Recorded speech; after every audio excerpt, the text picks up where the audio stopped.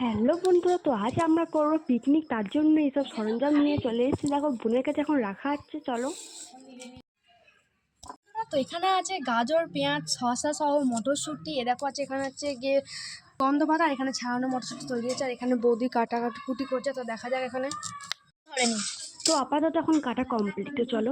আর এদিকে দেখো এদের জন্য বেশি মজা, ভাইপো ভাইঝি দেখো কোনো নাচ করছে, আর এখানে দেখো বৌদি বোনরা সবাই সকলেই আছে, এখানে সব সরঞ্জামগুলো রেডি করছে।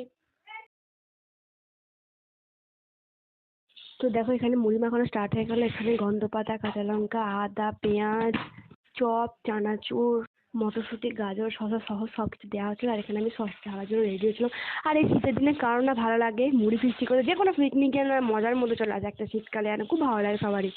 তো চলো এখন মুড়ি মাখানো স্টার্ট করে দিই। আর এখানে বৌদি আমাদের মুড়ি মাখাচ্ছে, কেমন টেস্টি হবে সেটা খেয়ে।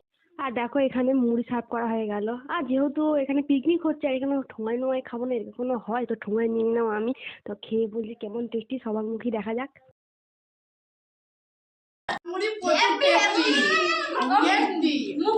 তো এখানে সবারই ভালো লেগেছিলো, আর আমারও খুব ভালো।